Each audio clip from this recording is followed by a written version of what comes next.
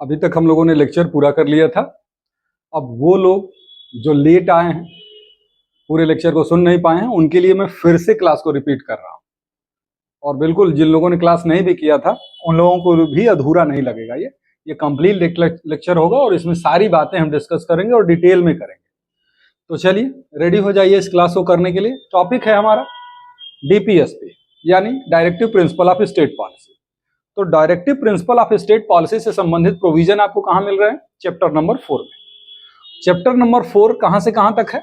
और part number 4 है। और कहां से कहां तक? तो आर्टिकल 36 से लेकर 51 तक है कॉन्स्टिट्यूशन के। अब ये जो पार्ट 4 में डीपीएसपी हम लोग पढ़ते हैं, वो डीपीएसपी है एक्चुअल में क्या? तो डीपीएसपी राज्य के लिए वो लक्ष्य निर्धारित किए गए हैं जिन लक्ष्यों को प्राप्त करने के लिए सरकारें काम करें। तो ये नीति निर्देशक तथ्यों के अंतर्गत पार्ट नंबर 4 में रखे गए। आज का जो हमारा विषय है वो ये है कि relation between fundamental right and DPSP, यानी मूल अधिकार और नीति निर्देशक तथ्यों के बीच संबंध क्या है। क्योंकि बहुत सारी चीजें आर्टिकल बेस्ड जो क्वेश्चन इस टॉपिक से बनते हैं, जैसा कि समान सिविल संहिता कौन से आर्टिकल में है, न्यायपालिका कार्यपालिका से पृथक्करण कौन से आर्टिकल में है, ये बहुत जो ट्रेडिशनल क्वेश्चन हैं, जो वो क्वेश्चन तो आप सॉल्व कर ही लेते हैं, लेकिन उनके आंसर भी आपको तमाम गाइड में मिल जाते हैं। ये ऐसा विषय है, यानी जो ऐसा टॉपिक है रिलेशन बिटवीन फंडामेंटल राइट और डीपीएसपी, यानी अगर फंडामेंटल राइट और डीपीएसपी में किसी प्रकार का कंट्राडिक्शन हो तो प्रिवेल कौन करेगा, यानी प्राथमिकता किसको दी जाएगी, ये डिस्प्यूट, ये क्वेश्चन आपको हर जगह नहीं मिलेगा। तो इसलिए मैं इसको डिस्कस कर रहा हूं, ध्यान से सुनिएगा इस चीज को, बहुत ही इंटरेस्टिंग तरीके से डिस्कस किया जाए।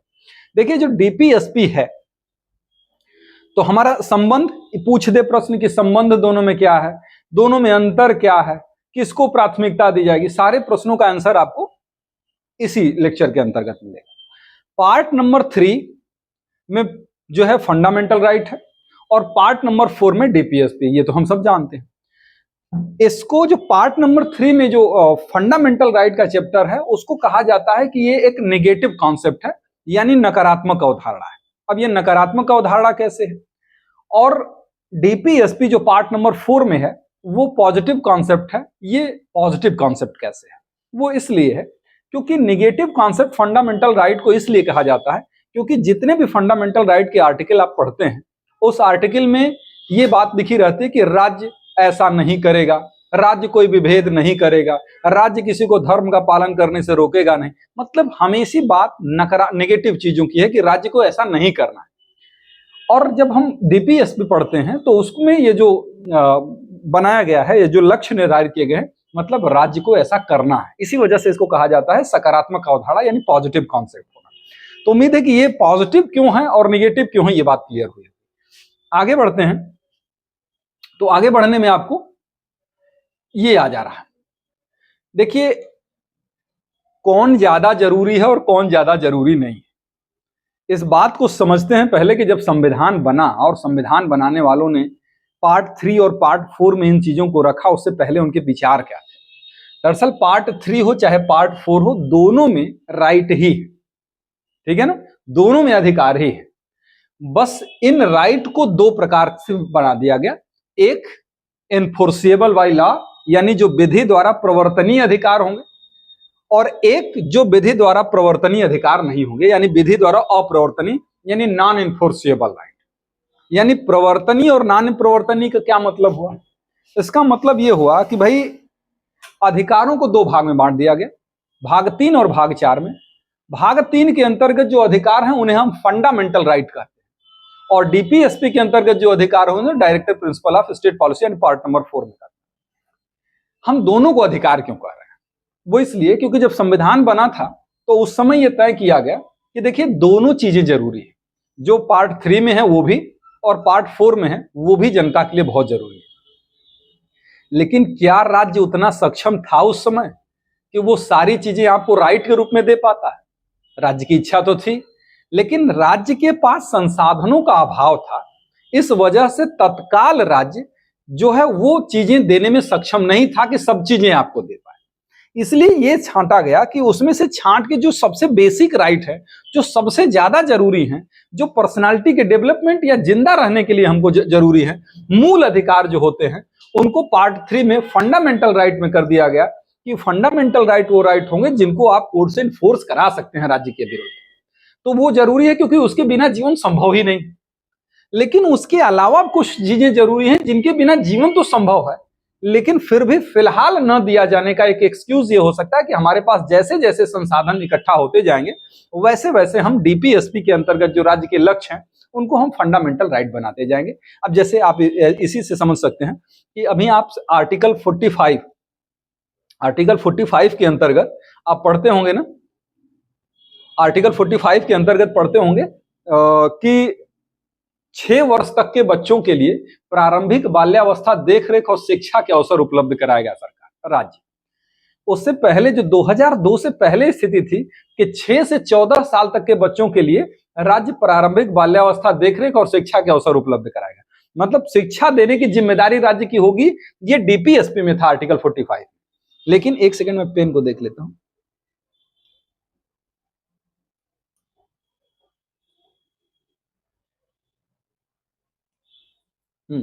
तो डीपीएसपी में दिया गया था, लेकिन अब लगा जब राज्य सक्षम हुआ तो 2002 में 86वां संविधान संशोधन आया और आर्टिकल 21A करके एक फंडामेंटल राइट यानी राइट टू एजुकेशन को भी फंडामेंटल राइट बना दिया गया, क्योंकि लगा कि ये भी है बहुत जरूरी। और चूंकि राज्य इतना सक्षम हो गया है कि वो फ्री एजुकेशन दे सकता है, सबको नहीं, अभी राज्य इतना सक्षम नहीं हुआ है कि सबको एजुकेशन फ्री में दे दे, हाँ, लेकिन 6 से 14 तक के उम्र के बच्चे जो हैं उनको फ्री में दे सकता है। क्योंकि पहली बात तो ये कि एजुकेशन इनके लिए सबसे ज्यादा जरूरी है, और दूसरी बात ये कि राज्य सक्षम है कि इतना संभाल सकता है, लेकिन अभी हायर एजुकेशन देने फ्री में देने के लिए अभी सक्षम नहीं है, इसलिए वो बाद में संभव है कि हो पाए। तो 6 से 14 साल तक के बच्चों को एजुकेशन फ्री, अरे फंडामेंटल राइट हो गया। इसी तरीके से संसाधन इकट्ठा होते रहेंगे और उसी तरीके से डीपीएसपी फंडामेंटल राइट बनता रहेगा। लेकिन अभी फिलहाल जो है वो फंडामेंटल राइट केवल वही हैं जो 6 हैं अभी फिलहाल, और डीपीएसपी जो है वो न्यायालय द्वारा प्रवर्तनीय नहीं होता, वो राज्य का लक्ष्य और राज्य को प्राप्त करना होता है। चलिए अब देखते हैं कि दोनों में संबंध होगा तो क्या स्थिति होगी, दोनों में कंट्राडिक्शन होगा तो। आर्टिकल 37 में लिखा हुआ है कि इस भाग द्वारा प्रदत्त प्रावधान न्यायालय द्वारा प्रवर्तनीय नहीं होंगे, लेकिन देश के शासन में मूलभूत है, और जब भी राज्य कोई विधि बनाएगा तो उनमें इन तथ्यों को लागू करने का उसका कर्तव्य है। आर्टिकल 37 में तो यही जब आपसे प्रश्न पूछा जाता है ना कि क्या डीपीएसपी इन्फोर्सिएबल बाय लॉ है कि नहीं, तो आप बताते हैं कि नहीं है, तो कौन सा आर्टिकल का आता है? आर्टिकल 37 का आता है कि वो इन्फोर्सिएबल नहीं है, उसको हम न्यायालय द्वारा प्रवर्तनीय नहीं करा सकते, जबकि फंडामेंटल राइट को करा सकते हैं। ये तो आप जानते हैं, जैसे अगर हमारा फंडामेंटल राइट उल्लंघन होता है तो हम जाके न्यायालय से उसको इन्फोर्स करा सकते हैं, कोर्ट से हम लागू करवा सकते हैं, सुप्रीम कोर्ट या हाई कोर्ट। लेकिन डीपीएसपी लागू ना करे तब, यानी अगर समान सिविल संहिता जो आर्टिकल 44 में है, चाहे न्यायपालिका से कार्यपालिका का पृथक्करण है, चाहे ग्राम पंचायतों की स्थापना करना हो, चाहे और कोई वन का संरक्षण, झील संरक्षण करने का जो डीपीएसपी है, ये सब डीपीएसपी नहीं पूरा करेगा तो हम क्या करेंगे? क्या हम न्यायालय से लागू करवा पाएंगे? नहीं करवा पाएंगे। तो इसीलिए वो इन्फोर्सिएबल बाय लॉ नहीं है, लेकिन हाँ, जब भी कोई विधि बनाई जाएगी तो इसमें नीति निर्देशक तत्वों के सिद्धांतों को लागू किया जाएगा ताकि उस लक्ष्य को प्राप्त किया जा सके। अब ये जो डिस्प्यूट है पहली बार कहां आया था? चंपाकम दोराईराजन वर्सेस स्टेट ऑफ मद्रास के केस में सबसे पहली बार डिस्प्यूट आया था कि आखिर दोनों में कंट्राडिक्शन हो जाए तो प्रायोरिटी किसको दी जाए, किसको प्राथमिकता दी जाएगी। मतलब अगर कोई लॉ बन रही है और उस लॉ से मान लीजिए डीपीएसपी का वायलेशन हो रहा है फंडामेंटल राइट को प्रोटेक्ट करने में, या डीपीएसपी के लिए लॉ बन रही है फंडामेंटल राइट का वायलेशन हो रहा है, तो प्रायोरिटी किसको दी जाएगी? ये चंपाकम दोराईराजन के केस में आया था, और मतलब संविधान बनने के जस्ट बाद 1951 की केस है कि फंडामेंटल राइट और डीपीएसपी में गतिरोध की स्थिति में किसको प्राथमिकता दी जाएगी, तो सुप्रीम कोर्ट ने कहा था कि फंडामेंटल राइट डीपीएसपी पर प्रिवेल करेगा। इसमें बहुत तमाम बहाने लिए गए थे, तर्क लिए गए थे कि भाई उसमें दरअसल हुआ ये था कि चंपाकम दोराईराजन की जो केस है आप लोगों को पता ही होगा कि चंपाकम दोराईराजन के केस में मद्रास राज्य में वहां की सरकार ने जाति के आधार पर सीटें रिजर्व कर दी थी। अब जाति के आधार पर सीटें रिजर्व हुई तो हुआ ये कि जनरल कैटेगरी के यानी जो अनरिजर्व कैटेगरी के लोग हैं उनके लिए सीटें बची ही नहीं, और सारी सीटें मैक्सिमम सीटें रिजर्व हो गई। उसको चैलेंज किया गया आर्टिकल 15 के क्लास नंबर 1 के तहत। आर्टिकल 15 का क्लास नंबर 1 क्या कहता है कि religion, race, caste, sex, place of birth के आधार पर डिस्क्रिमिनेशन नहीं हो सकता, यानी धर्म, मूल वंश, जाति, लिंग, जन्म स्थान, इसमें से किसी के आधार पर भेदभाव नहीं हो सकता। और यहाँ किस आधार पर हो रहा है? जाति के आधार पर भेदभाव हो रहा था। तो इसी आधार पर उस जो मद्रास राज्य का जो आदेश था उसको असंवैधानिक घोषित कर दिया चंपाकम दुराई राजन के केस में। और उसी केस में तर्क लिया था सरकार ने वहां के कि दरअसल आर्टिकल 46 जो डीपीएसपी है, आर्टिकल 46 के तहत राज्य को ये राज्य की जिम्मेदारी है कि वो अनुसूचित जाति, अनुसूचित जनजाति हो, चाहे राज्य के जो कमजोर वर्ग है उनके उत्थान के लिए कोई नियम बना सकता है। तो हमने बनाया डीपीएसपी के लिए। तो अब उससे फंडामेंटल राइट का वायलेशन हो रहा है तो क्या किया जाए? तो इसी में तो कहा चंपाकम दुराई राजन के केस में सुप्रीम कोर्ट ने कि नहीं, देखिए अगर दोनों में कंट्राडिक्शन हो रहा है ना तो हम फंडामेंटल राइट को प्रिवेल करेंगे, डीपीएसपी प्रिवेल नहीं करेगा। ठीक, यहां तक बात क्लियर हुई होगी, उम्मीद है कि सब क्लियर है ना। हाँ ठीक है, क्योंकि मुझे लग रहा है कि अब चूंकि मैं रिवाइज करा रहा हूं इसलिए मेरी स्पीड थोड़ी सी तेज हो सकती है। चलिए आगे बढ़ते हैं। तो फिर उसके बाद जब उस केस में मतलब चंपाकम दुराई राजन के केस में सुप्रीम कोर्ट ने कह दिया कि नहीं, मूल अधिकार अभिभावी होगा डीपीएसपी पर, फिर उसके बाद तुरंत क्या, Kameshwar Singh versus state of Bihar के केस में कह दिया गया कि भूमि सुधार से संबंधित मामलों में मूल अधिकारों को प्राथमिकता नहीं दी जा सकती। भूमि सुधार से संबंधित विधियां मतलब जैसे है ना, उसमें आया था कि जमींदारी एवोल्यूशन एक्ट आया 1950, जमींदारी उन्मूलन अधिनियम। उसके तहत क्या था कि जिन लोगों के पास जमीनें ज्यादा थी उनसे जमीनें लेके उन लोगों को जमीनें देने का प्रावधान था उस विधि के अंतर्गत जो भूमिहीन थे या जिनके पास बहुत कम भूमि थी। बात तो ठीक है, लेकिन अगर इस ठीक काम को करने में हो क्या रहा है, उस समय फंडामेंटल राइट था, राइट टू प्रॉपर्टी। बात 1950 से क्या उनकी हो रही है, तो उस समय फंडामेंटल राइट था, राइट टू प्रॉपर्टी भी। तो अब अगर राज्य कोई ऐसी विधि बना रहा है जो आर्थिक कल्याण के लिए हो रही है, सामाजिक हित के लिए हो रही है कि सब बराबर हो जाए, तो सामाजिक कल्याण, सामाजिक हित को देखने में यानी डीपीएसपी को देखने में लोगों के फंडामेंटल राइट कर्टेल हो रहे थे, प्रभावित हो रहे थे, क्योंकि लोगों की संपत्ति उनकी इच्छा के विरुद्ध ली जा रही थी। तो ये तो फंडामेंटल राइट का वायलेशन था। अब उसी केस में आया मामला, तो उससे पहले चूंकि बड़ी लंबी कहानी है कि फर्स्ट कॉन्स्टिट्यूशनल अमेंडमेंट करके क्या हुआ था, 9वीं अनुसूची जोड़ दी गई थी। और 9वीं अनुसूची क्या था कि भूमि सुधार से संबंधित जो कानून होंगे उनसे अगर किसी व्यक्ति के मूल अधिकारों का उल्लंघन भी होगा तब भी वो बने रहेंगे, मतलब वो मूल अधिकार का उल्लंघन करने के बावजूद भी वो विधि बनी रहेगी। इसका मतलब क्या हुआ, एक तरीके से डीपीएसपी को फंडामेंटल राइट पर प्रायोरिटी दे दी गई। अभी चंपाकम में क्या था, पहले कहा था कि नहीं फंडामेंटल राइट प्रिवेल करेगा, अब इसमें क्या आ गया अप्रत्यक्ष रूप से कि नहीं डीपीएसपी प्रिवेल कर जाएगी। अब देखिए फिर उसके बाद केरला एजुकेशनल बिल आया। केरल एजुकेशनल बिल जब आया तो उसमें यह हुआ कि डीपीएसपी मूल अधिकार पर प्राथमिकता तो नहीं रखते, लेकिन मूल अधिकारों का क्षेत्र निर्धारित करते समय डीपीएसपी की उपेक्षा नहीं की जा सकती। अब ये कहने का क्या मतलब है, इस केस में कोर्ट ने कहा, अब इसके कहने का क्या मतलब है, लिख भी लीजिए, जो लोग नहीं लिखे हैं अभी तक लिख भी लीजिए। उसमें कोर्ट ने ये कहा कि देखिए फंडामेंटल राइट और डीपीएसपी में, डीपीएसपी फंडामेंटल राइट पर प्रिवेल तो कर ही नहीं सकता, इसमें तो संदेह नहीं रखना है। लेकिन अब फंडामेंटल राइट जिसको कि ज्यादा महत्व दिया है संविधान ने, फंडामेंटल राइट के लिए जब कानून बनेगा या कोई कानून बनेगा तो हम डीपीएसपी को एकदम उपेक्षा नहीं कर सकते, उसको इग्नोर नहीं कर सकते, उसका भी ध्यान हमको रखना है। क्योंकि आर्टिकल 37 यही कहता है कि देश के शासन में मूलभूत हैं और जब भी विधियां बनाई जाएंगी तो इन तत्वों को उसमें लागू किया जाएगा। तो यही बात केरल एजुकेशनल बिल में कही गई और उसमें कहा गया कि दोनों में गतिरोध की स्थिति में सामंजस्यपूर्ण अर्थान्वयन किया जाएगा, यानी दोनों में तालमेल बिठाने का प्रयास किया जाएगा, हार्मोनियस कंस्ट्रक्शन का रूल लागू किया जाएगा उसको इंटरप्रेट करने में। मतलब दोनों में से किसी को प्राथमिकता देना ठीक नहीं है। तो अब फिर उसके बाद अब इतने दिनों तक सुप्रीम कोर्ट बड़ा कंफ्यूज रहा, सरकार को भी क्लियर नहीं हो पा रहा था कि आखिर किया क्या जाए। तो सरकार जब कंफ्यूज थी कि आखिर हम फंडामेंटल राइट को प्रिवेल कराएं, डीपीएसपी को प्रिवेल कराएं, ये समझ में ही नहीं आ रहा कि कौन ज्यादा पावरफुल है। तो उसने ये कर दिया कि 25वां संविधान संशोधन उठा के कर दिया, 1971 की बात, 25वां संविधान संशोधन कर दिया। और इस संशोधन का क्या हुआ कि उसने आर्टिकल 31C ऐड कर दिया। और उसमें लिख दिया 31C में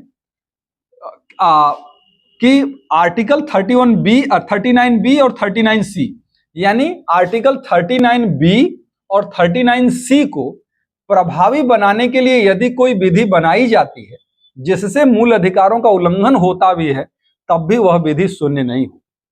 अब इसका क्या मतलब हो रहा है? इसका प्रत्यक्ष रूप से मतलब निकल के ये आ रहा है कि आर्टिकल 39B और C फंडामेंटल राइट पर प्रिवेल करेगा। प्रिवेल का मतलब ये कि अगर मान लीजिए अगर कोई ऐसी बात होती है जिसमें कि फंडामेंटल राइट और डीपीएसपी, एक सेकंड,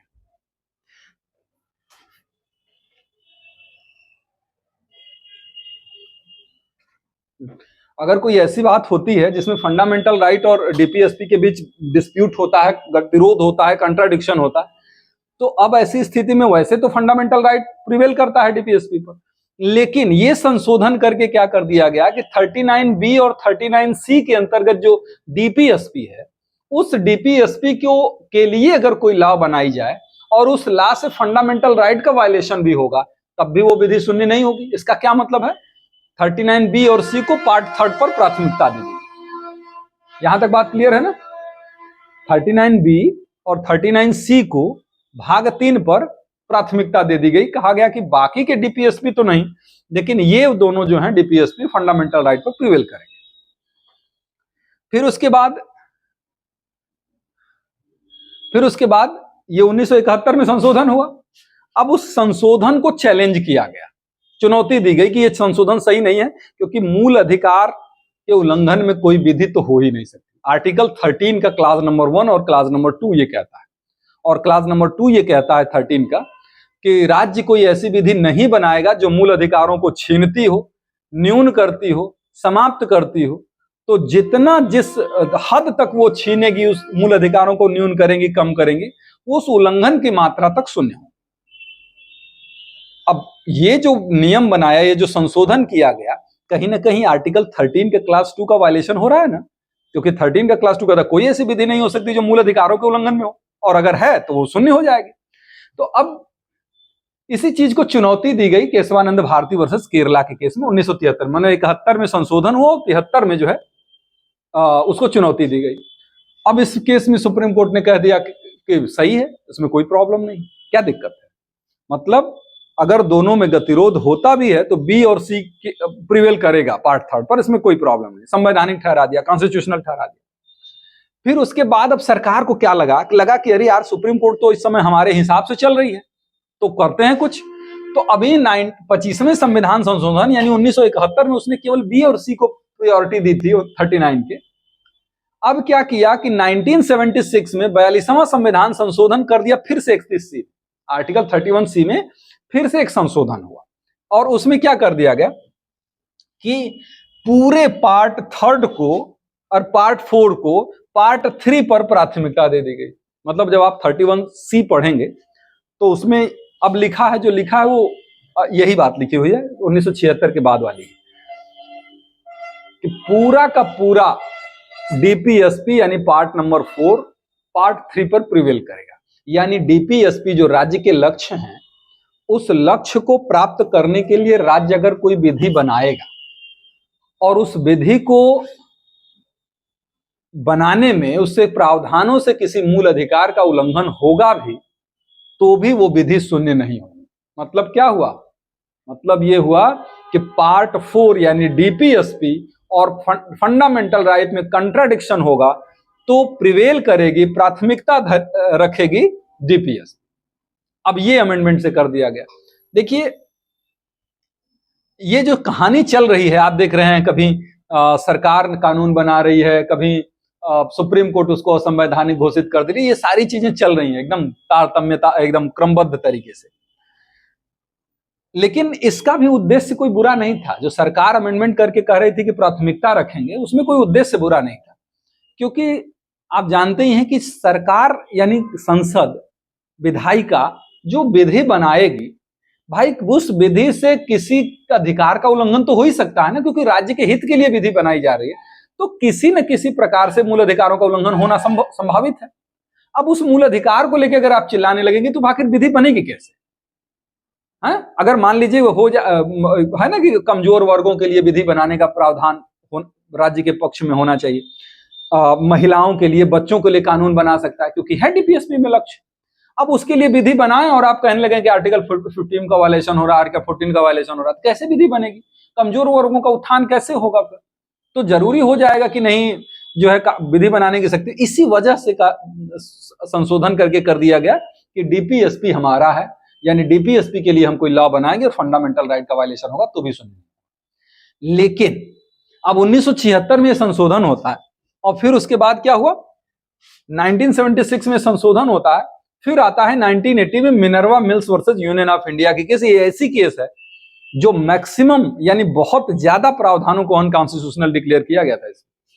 तो Minerva mills versus union of India के केस में आया और उसमें कहा गया कि 42वें संविधान संशोधन के अंतर्गत जो 31C में जो संशोधन किया गया है वो असंवैधानिक है।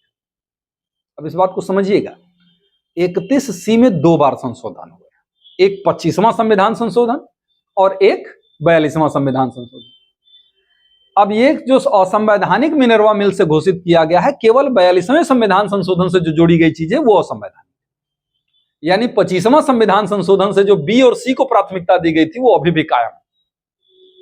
बी और सी को जो प्राथमिकता दी गई थी कायम है। क्यों? क्योंकि जो एक 25वां संविधान संशोधन था जिसमें बी और सी को 39 बी और सी को फंडामेंटल राइट की प्रायोरिटी दी गई थी, उसे तो केशवानंद भारती के केस में संवैधानिक कर दिया गया था, और केशवानंद भारती की केस तो बहुत बड़ी केस है, तो उसमें संवैधानिक घोषित कर दिया गया था, इसलिए वो तो बना रहेगा। लेकिन जो 1976 में अमेंडमेंट करके पूरे के पूरे डीपीएसपी को फंडामेंटल राइट की प्रायोरिटी दी गई, वो सही नहीं है। वो क्या हो गया? वो असंवैधानिक है, अनकॉन्स्टिट्यूशनल है, ये कह दिया सुप्रीम कोर्ट ने। और साथ में कुछ और बातें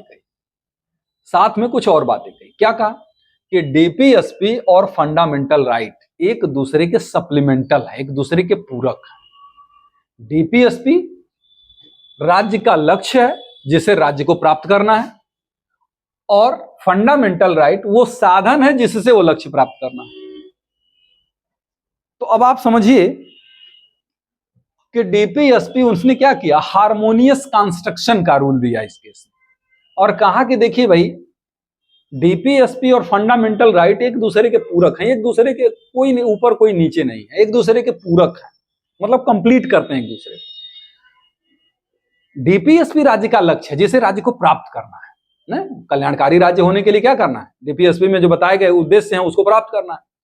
तो राज्य का लक्ष्य, और प्राप्त कैसे करेगा राज्य? कैसे प्राप्त करेगा? जब नागरिकों को वो फंडामेंटल राइट देगा। यानी जो फंडामेंटल राइट है वो साधन है जिसके माध्यम से हमको डीपीएसपी यानी उस लक्ष्य को प्राप्त करना है। अब हम ये कैसे कह सकते हैं साधन ज्यादा इंपॉर्टेंट कि लक्ष्य ज्यादा इंपॉर्टेंट, साध्य इंपॉर्टेंट कि साधन ज्यादा इंपॉर्टेंट? दोनों अपनी अपनी जगह महत्व रखते हैं। तो इसलिए इसमें कहा गया कि वो साधन है जिससे वो लक्ष्य प्राप्त करना है, इससे किसी एक को प्राथमिकता देना लोकतंत्र के संतुलन को नष्ट करना है, जो कि बेसिक स्ट्रक्चर है। तो लोकतंत्र के संतुलन को नष्ट करना है, अतः गतिरोध की स्थिति में, यानी दोनों में कंट्राडिक्शन होगा, तो हार्मोनियस कंस्ट्रक्शन यानी सामंजस्यपूर्ण निर्वचन का सहारा लिया जाएगा, यानी दोनों में बैलेंस बनाने का प्रयास किया जाएगा। किसी एक को प्राथमिकता देंगे तो ये संविधान का स्वरूप नष्ट हो जाएगा, क्योंकि ऐसा हम नहीं कह सकते कि एक ज्यादा इंपॉर्टेंट है एक ज्यादा कम इंपॉर्टेंट है, ये दोनों इंपॉर्टेंट है। भाई अगर छत पे जाना है, हम छत पर पहुंचना है, तो उसके लिए हमको सीढ़ी की जरूरत पड़ेगी। अब सीढ़ी ज्यादा इंपॉर्टेंट की छत? छत के बिना, सीढ़ी केवल है छत नहीं है तो भी सीढ़ी का कोई मतलब नहीं, और केवल छत है उस पर चढ़ने के लिए सीढ़ी ही नहीं है तो भी उस छत का कोई मतलब नहीं। तो दोनों अपनी अपनी जगह महत्वपूर्ण है, तो इसलिए हम ये नहीं कह सकते कि कौन ज्यादा महत्वपूर्ण है। तो ये जो डिस्प्यूट चला आ रहा था, उस डिस्प्यूट को समाप्त किया गया मिनर्वा मिल्स से। उसके बाद भी संजीव कोक मैन्युफैक्चरिंग वगैरह की केस बहुत आई, लेकिन यहाँ कहानी आपकी समाप्त हो जाती है। मैं सरसरी तौर पर कहूँ, देखिए कैसे चल रही कहानी। सबसे पहले चंपाकम दुराई राजन की केस आई, उसमें कहा गया कि नहीं मूल अधिकार प्रिवेल करेंगे डीपीएसपी पर। फिर Kameshwar Singh versus state of Bihar की केस आई, उसमें क्या गया, डीपीएसपी प्रिवेल करेंगे। फिर उसके बाद केरल एजुकेशनल की बिल आई, उसमें फिर से ये बात हुई कि नहीं फंडामेंटल राइट प्रिवेल करेंगे, हालांकि दोनों में तालमेल बिठाने का प्रयास किया गया है। फिर 85वां और 25वां संविधान संशोधन 1971 में हुआ, कहा बी और सी प्रिवेल करेंगे डीपीएस फंडामेंटल राइट पर। फिर उसके बाद उसको चैलेंज किया गया, तो 1973 में उसको संवैधानिक केशवानंद भारती के केस में ठहराया गया। फिर उसके बाद 1976 में फिर सरकार ने संशोधन करके 42वें संविधान संशोधन से पूरे के पूरे डीपीएसपी को प्रायोरिटी दे दी फंडामेंटल राइट पर। फिर उसके बाद इस चीज को फिर से बिनरवा मिल्स के केस में असंवैधानिक घोषित किया गया, कहा कि दोनों बराबर हैं, कोई कम कोई ज्यादा नहीं है, और कम ज्यादा करेंगे तो इससे लोकतंत्र की सुंदरता नष्ट हो जाएगी, जो बेसिक स्ट्रक्चर है हमारे संविधान का। तो ये है पूरा डीपीएसपी और फंडामेंटल राइट के बीच रिलेशन। इतने क्रमबद्ध तरीके से कहीं किसी गाइड में कितने सिस्टमेटिक तरीके से नहीं दिया गया होगा। कमेंट में बताइएगा कि क्या ये बात समझ में आई कि नहीं आई आप लोग। तो ठीक है, फिर इस क्लास को यहीं खत्म करते हैं फिर। Thank you.